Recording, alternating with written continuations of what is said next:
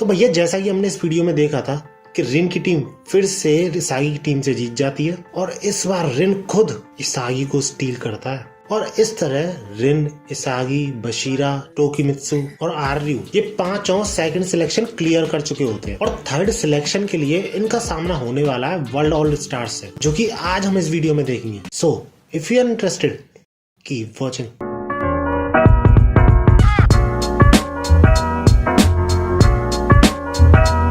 सावधान, आगे स्पॉयलर्स हैं।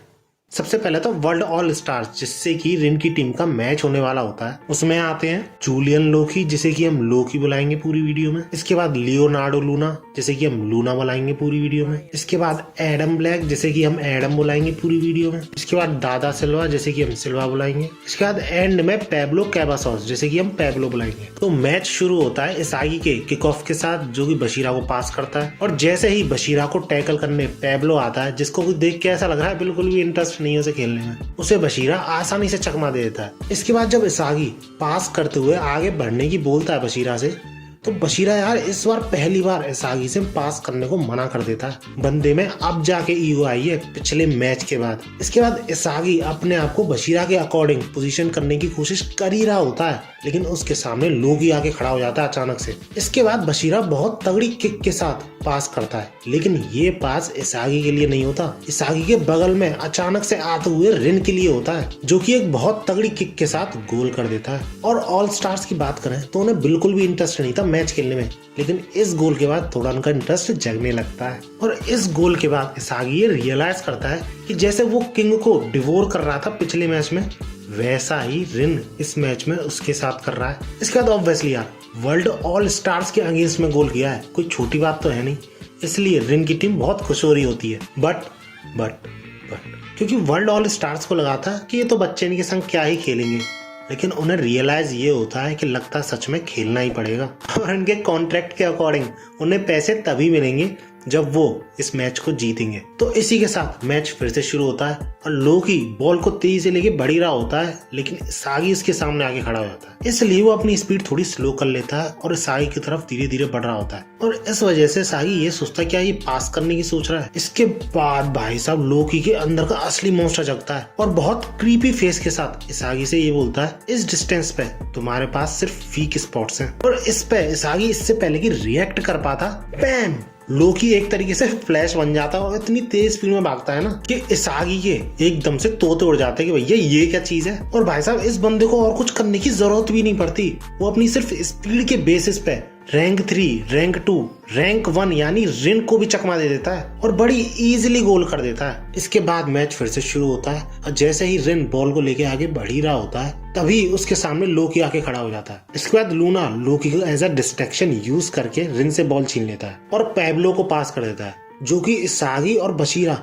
दोनों के बीच से एक बहुत तगड़ा पास करता है सिल्वा को, जो कि रैंक नंबर 2 यानी आर्यू को मिड एयर फाइट में हरा देता है यार। इसके बाद रैंक नंबर 3 यानी टोकीमित्सु उस बॉल को लेने के लिए आगे बढ़ ही रहा होता है कि एडम वहां आके उसे बहुत तगड़े टैकल के साथ पीछे छोड़ देता है और इस चीज से इसागी बुरी तरह चौंक जाता है कि आर्यू को मिड एयर फाइट में और टोकीमित्सु को टैकलिंग में हरा दिया गया है और ऐसा बहुत आसानी से और किया जा रहा है और इतने में एडम गोल कर देता है। इसी के साथ ऑल स्टार्स की टीम 1 पॉइंट से आगे निकल जाती है और इन 2 गोल्स से इसागी इतना चौंक जाता है कि ये समझ लो मैस्मराइज्ड हो जाता है। वो फ्रस्ट्रेट नहीं होता कि उनके अगेंस्ट में गोल हो रहे हैं, ये समझ लो वो उनका फैन बन जाता है। इसके बाद रिन की टीम सिर्फ ये सोच रही होती है कि उन्हें लगा तो था कि ये मैच मुश्किल होगा, लेकिन इतना मुश्किल होगा, इतना डिफरेंस होगा पावर में, ये कभी नहीं लगा था। इसके बाद मैच फिर से शुरू होता है और बशीरा बॉल को लेके आगे बढ़ ही रहा होता है कि फिर से उसके सामने आके पैब्लो खड़ा हो जाता है और एक बार फिर से बशीरा जब उसे अपनी ड्रिबलिंग के थ्रू चकमा देने वाला ही होता है, बट पैब्लो उसकी बॉल को बीच में ही रोक लेता है, ये कहते हुए कि उसकी ड्रिबलिंग में इनफ पैटर्न्स नहीं है और वो बॉल पास कर देता है एडम को, जिसे टोकीमित्सु टैकल करने की कोशिश तो करता है, बट बंदे को जरा सा भी फर्क नहीं पड़ता और वो बॉल पास कर देता है लोकी को, जिसे रोकने के लिए इसागी आगे बढ़ ही रहा होता है, लेकिन वो फिर से तुरंत पास कर देता है सिल्वा को और सिल्वा को रोकने की आर्यू कोशिश तो करता है, लेकिन बंदा भाई साहब इतना ऊंचा चलता है कि आर्यू यूं समझ लो उसकी कमर पे आ रहा होता है। एज अ रिजल्ट वो अपने बहुत तगड़े हेडर के साथ गोल कर देता है और इस पॉइंट ऑफ टाइम तक रिन की पूरी टीम यूं समझ लो हार मान चुकी होती है कि इस गोल के तुरंत ही बाद पेब्लो एक और गोल कर देता है और स्कोर हो जाता है 1-4, जिस वजह से रिन की पूरी टीम अंधेरे में,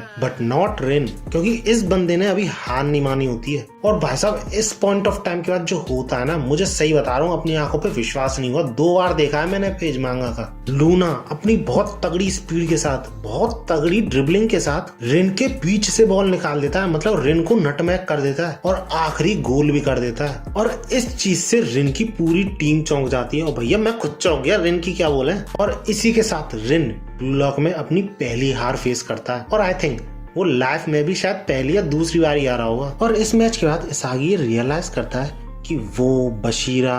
आर्यू, टोकीमित्सु वो सब हारे जरूर, लेकिन उन्हें दुख नहीं हुआ क्योंकि भैया वर्ल्ड ऑल स्टार से आ रहे हैं। बट रिन के साथ ऐसा नहीं है क्योंकि उसने एंड तक कोशिश की थी जीतने की। इसके बाद ego third selection clear teams को एक जगह गैदर होने की बोलता है और उन्हें ये इन्फॉर्म करता है कि ब्लू लॉक की एग्जिस्टेंस खतरे में है क्योंकि जापानीज सॉकर में प्रेजेंट पावरफुल लोग ब्लू लॉक को बंद करने की सोच रहे हैं। तो उसने डिसाइड किया उनको चैलेंज करने का, जिसपे कि बेस्ड 3 हफ्ते में एक मैच होगा ब्लू लॉक की टीम और अंडर 20 जापान टीम के बीच। जिस मैच को अगर ब्लू लॉक ने जीता तो वो अंडर 20 जापान टीम को रिप्लेस कर सकते हैं अपनी टीम से, लेकिन अगर वो हारे तो ब्लू लॉक बंद हो जाएगा। और क्योंकि वो लोग ब्लू लॉक को किसी भी कीमत पे हराना चाहते हैं तो वो साई तोशी को भी अपनी टीम में जोड़ रहे हैं इस मैच के लिए, क्योंकि रिन तोशी का भाई है और वर्ल्ड के टॉप 11 यंगेस्ट टैलेंटेड प्लेयर्स में आता है। और वैसे तो साई तोशी मना कर देता है जापान की टीम को ज्वाइन करने के लिए, लेकिन तुमने शुरुआत में देखा ही होगा साई तोशी इंटरेस्टेड था ब्लू लॉक में, तो इसलिए वो ज्वाइन करने की हाँ भी कर देता है। इसके बाद इसागी ये सोच रहा होता है कि कुछ टाइम पहले यानी कुछ महीने पहले तक